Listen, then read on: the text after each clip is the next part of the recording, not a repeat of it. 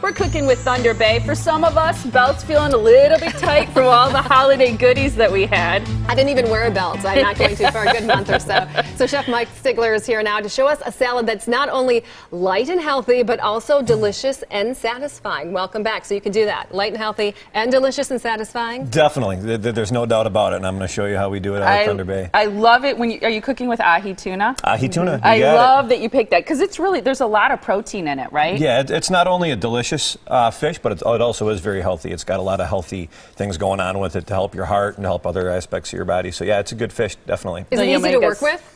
Yeah, it is really easy to work with, especially the way that we're doing it today, because what you don't want to do is overcook it. If anything, undercook it or don't cook it at all. You know, if you want to do, some sashimi or sushi, you could, of course, keep it raw or make a tartare if you wanted to keep it raw. But, undercooking it is the way to go. You want to sear it, get it dark on the outside, and keep it nice and red on the inside. That's definitely the way to go. So tell us, are you going to start with how to cook it then, or how you cook that particular I'm going to save that part for last. That's the last. Okay, so go ahead and get started. We're going to start off with the salad part. So for the salad part, what we're going to start off with here is some mixed fresh greens. These are like, you got baby spinach in there, you got some radicchio, you've got a little bit of lettuce in there, and as you may have noticed before from past episodes, I like to toss my salads in a bag instead of tossing them in a bowl. Really? You toss them in a bowl, you make more dishes for yourself. You got lettuce and everything going everywhere. We're going to contain everything right in this little bag that we got right here. That's such a great tip. I think so too. I love that. Well, the dressing that we're going to use for this is a sesame ginger dressing. So this has toasted sesame seeds in there. It's got fresh grated ginger in there. It's got a little bit of soy sauce, just a tiny little bit of crushed red pepper to give it just a tiniest little bit of a zing. Smells so we're going to go ahead and put some of that right inside there with our fresh greens. Okay. Everything all nice and neat. Now we're going to bunch up the top, and we're going to leave a little bit of air in there, so that's going to give us some room to kind of toss it up. So we cinch up the top like that, hold on to the bottom, and then you just toss it up like that. So you get everything just like making a martini. Right? Kinda. I've never made a martini in a bag, but I guess you could. You'd need a stronger bag, I think. Right? Yeah, exactly. But for you, you'd need a bigger bag. Right? Absolutely. Thanks for pointing that out. But you do feel like, along with the mess that you save, that tossing in a bag, you also coat the leaves more evenly, right? Yeah, definitely. You do. You toss them nice and even, and then you can just put it directly onto your plate or onto your serving platter, and everything comes right out, and you got no mess. You just toss your bag off to the side there, and you're good to go. I love it. So we got these greens nicely coated. You notice that they're not too soggy. You want to get them nicely coated. And then from there, we're going to go ahead and build this up with some toppings. So we're going to put some fresh shredded carrots, and we just shredded these carrots up right on the side of a box grater like everybody has at home.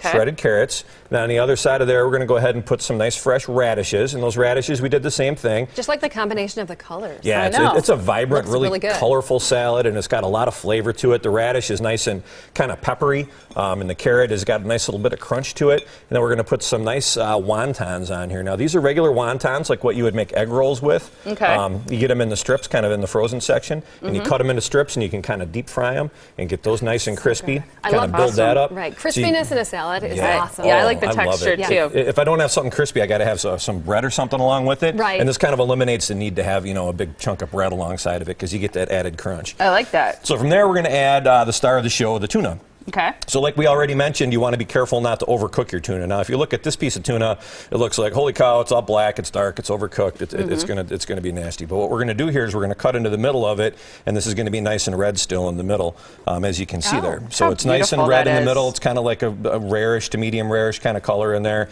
and that's going to be a really nice, delicious flavor. And you've got the dark sear on the top, which gives you all the flavor, and this has just like a ginger, kind of a salt, pepper, kind of garlic type of a seasoning on top of there. You get a blackened pan, really, really, really hot. Can't emphasize hot enough. Got to be really hot. And then from there, you go ahead, put a little bit of oil in the pan with it. Drop your tuna in there. It only takes like about, literally less than 2 minutes. About a minute on each side. Really, turn it all the way around. Get it really nice and evenly seared, and then pull it off the heat right away and get it into your refrigerator and let it kind of go ahead and cool down. And it cuts a lot easier when it's cool rather than trying to do it directly out of the pan. And how long do you keep it in the refrigerator then? Because the inside never really gets that hot, so you just need to put it in there long enough to kind of chill the outside. So, maybe about 20 minutes or so. Makes it easier to cut. So we fan that out right across on the top, and you can see once again we got more of that beautiful color going on there. And then we're going to top it with a little bit of wasabi cream. Now this is a sour cream with a little bit of half and half in there, and then some wasabi powder like you can get. You can get it in the store either in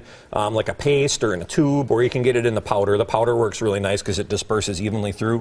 Finish it with a little bit of green onions, and there you have the sesame, ginger, ahi, tuna salad. Amazing. We ran out of time, but I want to mention quickly that you have Fat Tuesday. You have your feast. It's happening on February 17th. I know that's one of your favorites all year because you like food that's got a big kick in it. Our feast, definitely. So you'll be serving a lot of Cajun dishes, I'm sure, for Fat Tuesday. Again, that feast is happening Tuesday, February 17th.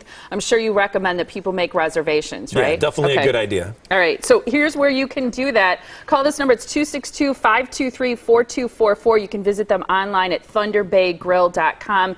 They're located right off of exit 294 off of 94 and 164. Great place to gather with coworkers after work and a great place to have that Fat Tuesday feast as well. Thank you so much, Mike. Thank you very much. Delicious. Appreciate it.